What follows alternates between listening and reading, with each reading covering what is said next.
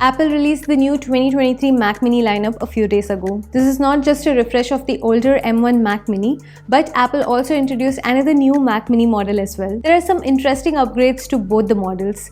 Here are 8 things that you should know about the new 2023 Mac Minis.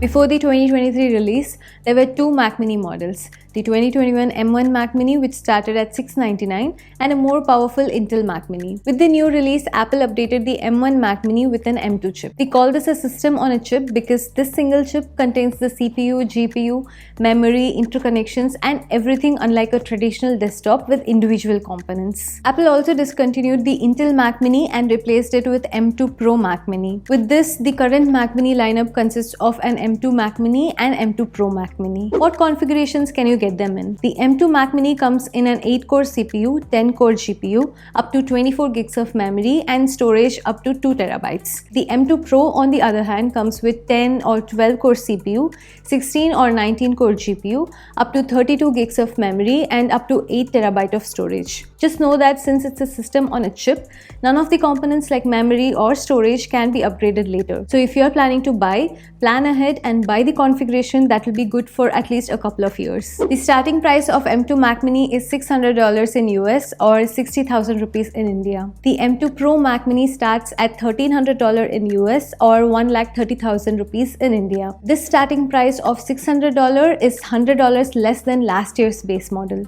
A powerful machine like the M2 starting at $600 is a big deal. If you are a student, you can get the Mac Mini for even cheaper with a student discount starting at $500. How about the performance? From benchmarks and MacBook Air, M2 chip has 20% faster CPU than M1 and almost 30% faster GPU performance. We can see similar results with the M2 Mac Mini as well.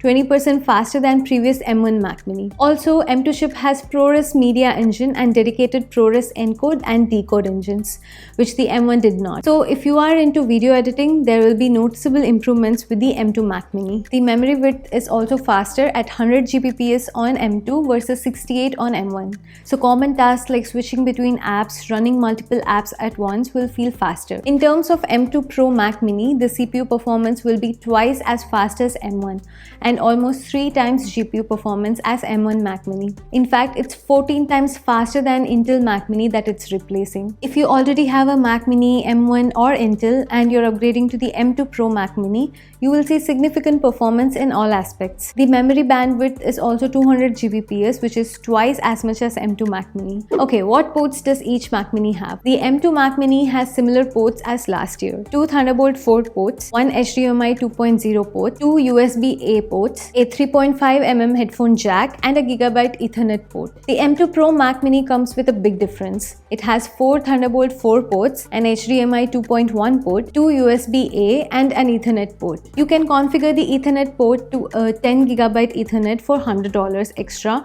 on both models. People who use NAS drives for storage will find this 10GB Ethernet port very helpful. This was not an option for M1 Mac Mini. I said the M2 Mac Mini has an HDMI 2.0 port and the M2 Pro Mac Mini has the HDMI 2.1 port.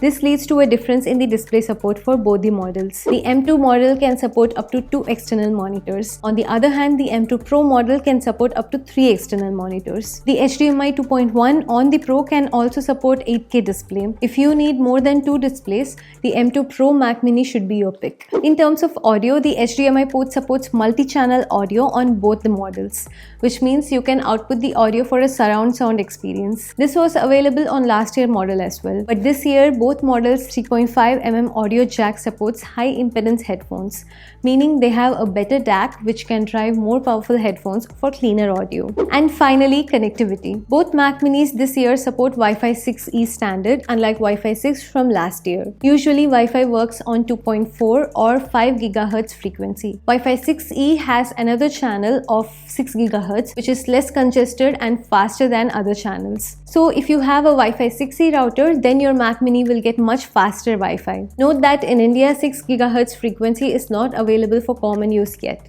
so Wi-Fi 6E could not be of much use in India yet. Both Mac Minis also come with Bluetooth 5.3, which is more secure, reliable connection and uses low power than older Bluetooth standards. All these are good for future-proofing Mac Mini for a few years to come. Okay, we discussed a lot of things about both these models. For whom are these models for? Who should upgrade to the newer Mac Minis? Both these are amazing and powerful machines, and the price is just right.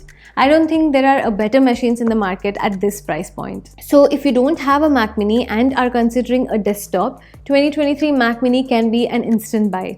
You will not regret it. Deciding between M2 and M2 Pro Mac Mini, if you are an average user with casual workloads like web browsing, document creation, light application, or even some photo editing, the M2 Mac Mini will be more than enough. You will never see a need for a more powerful machine. If you are a developer running code, video editor using ProRes formats, artist rendering 3D models, or just need to future-proof your Mac Mini for even longer, M2 Pro Mac Mini will be a better choice for you. Remember that the M2 Pro Mac Mini is more than twice as expensive as the M2 Mac Mini, but it's not twice as powerful. If you already own an M1 Mac Mini, getting an M2 Mac Mini won't change your workflow much.